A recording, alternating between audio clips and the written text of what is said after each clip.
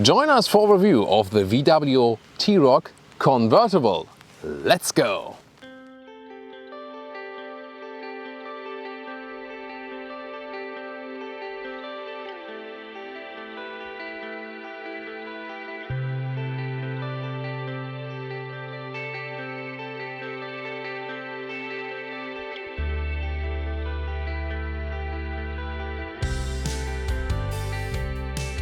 Here in the front now we can see there's this honeycomb structure in the front and also in the lower front. Interesting silver contrast.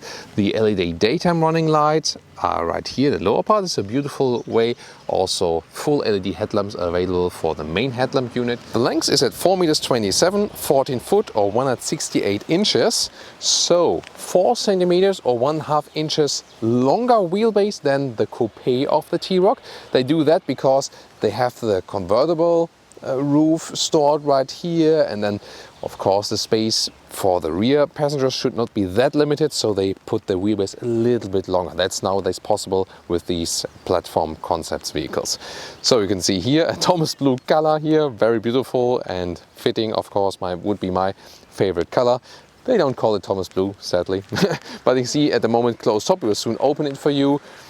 Black roof here and 17-inch wheels, 18 and 19 are also available. They look sportier than here, also with winter tires. They give you more comfort, however. And now opening and closing. It works up to a speed of 30 kilometers an hour. We'll soon also test that in real road driving, of course, for you. And opening is about just under 9 seconds. Please compare it in the time code below.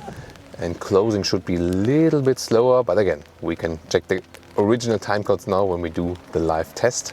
This will be very interesting. So frequent subscribers can also put the opening and closing time right there in the comments. And then there's also this button here to lower or close all windows at the very same time. And now to the rear here with the LED signature. There's also the separate wing here to make it a little bit sportier looking.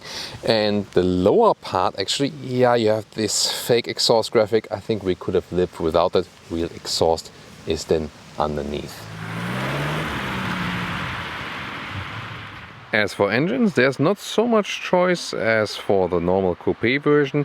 Here you either have a 1-liter 3-cylinder turbo petrol engine with 115 horsepower and a 6-speed manual, or this one here today, the 1.5-liter turbo petrol engine with 150 horsepower, either also the manual gearbox, or today here also 7-speed DSG and all front-wheel drive.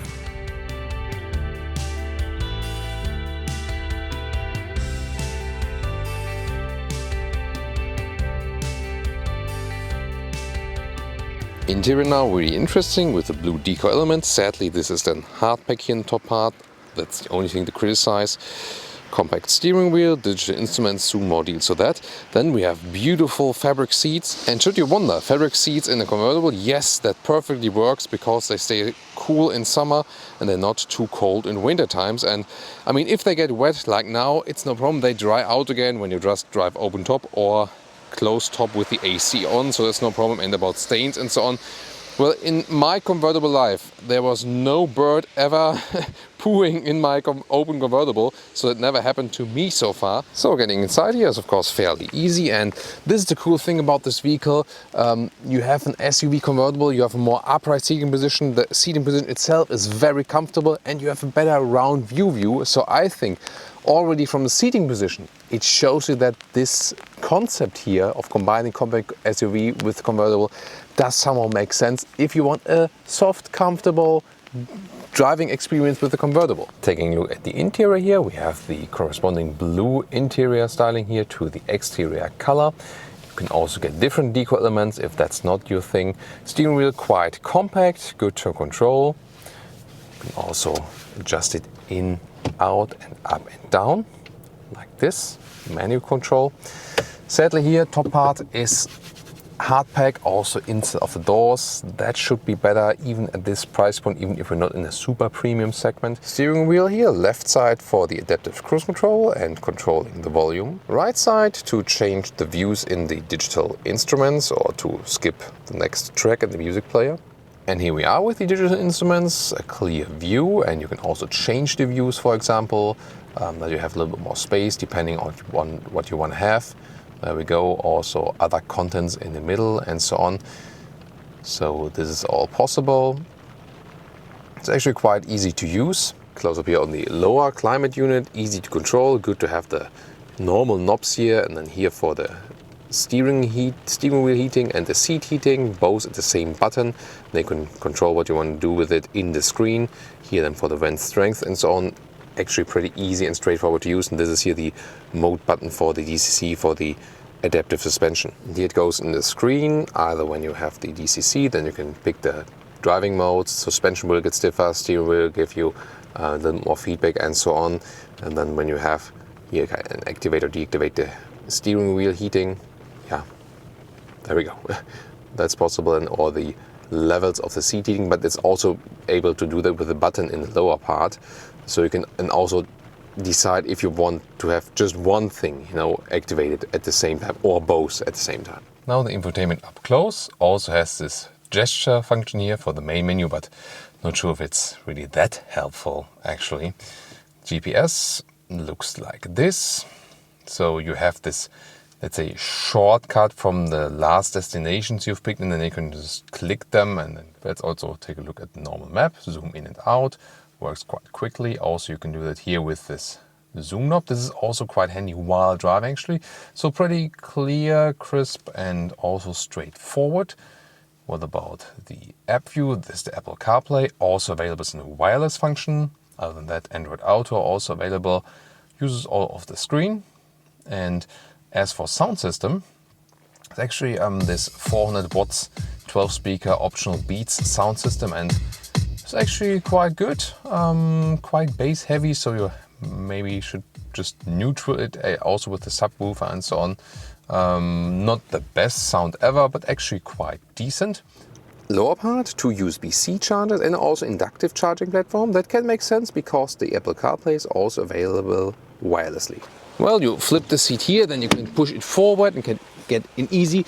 That's of course a little bit simpler when you have the roof opened. And I mean, when I would be driving like this, I do not exactly fit, but it would work with 3 tall adults when the co-driver seat is pushed a little bit more to the front.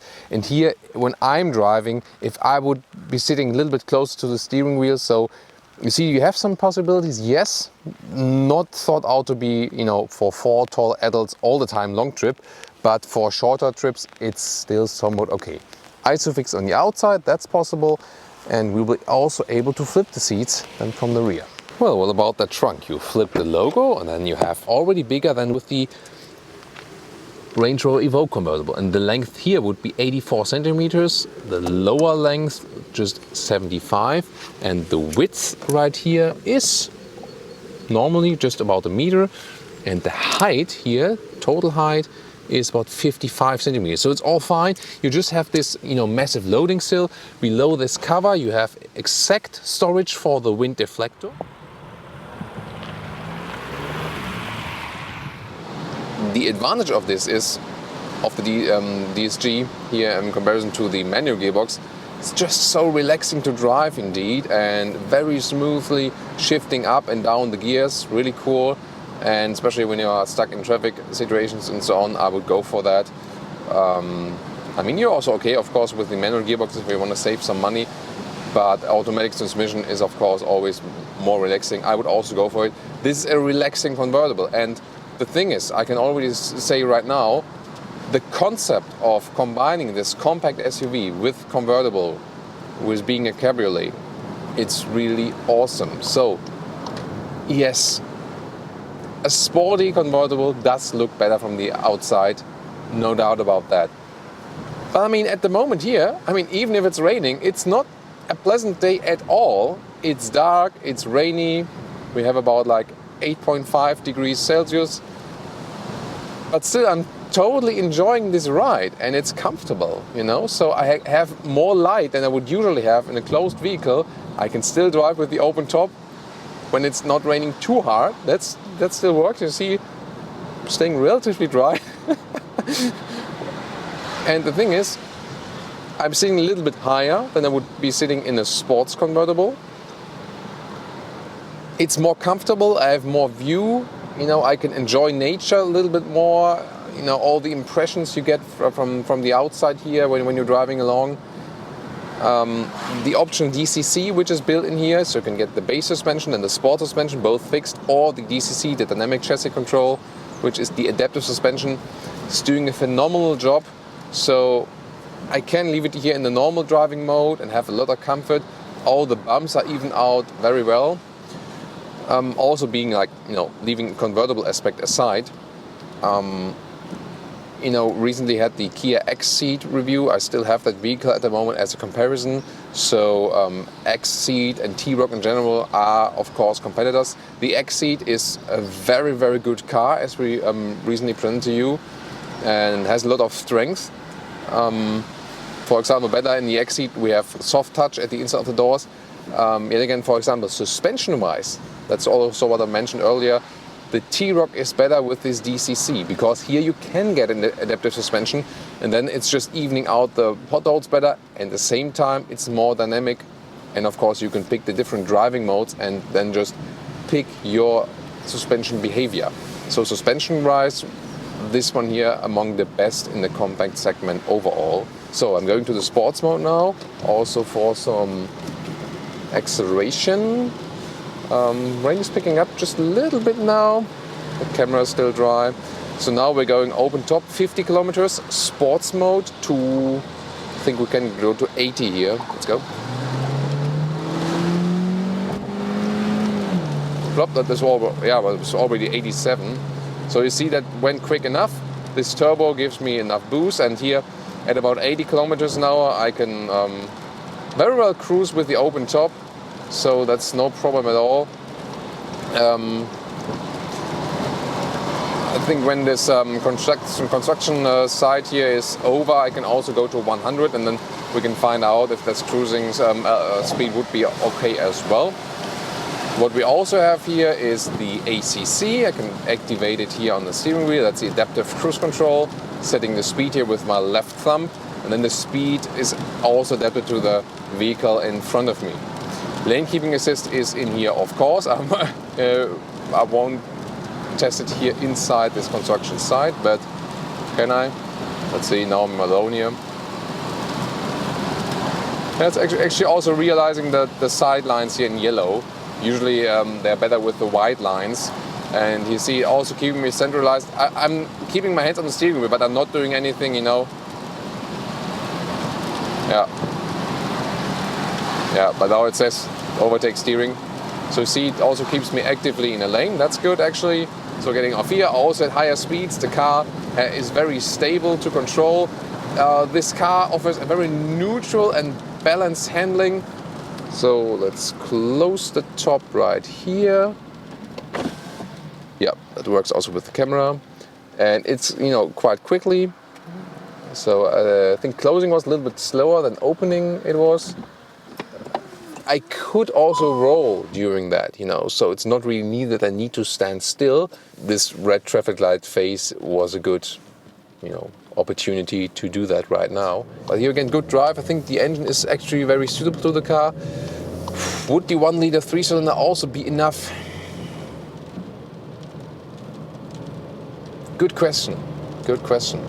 The car is not heavy, so it can actually be enough when you don't really push it, you know, and when you really want to save some money, are happy with the manual gearbox. It also has a turbo. When you have the budget, I would advise you to go for the 1.5 because you don't need to run it at so high RPMs and so on, you know. So that's a little bit more relaxing, so to say. Now at 100 kilometers an hour or 60 miles an hour with closed top, and again, there are the raindrops you maybe also hear now on the recording on the camera. But this roof has a very good insulation, multiple insulation layers, and it's really very silent in here. That's pretty cool. So if that would be any concern to you, not going for the coupe, I think that's absolutely fine.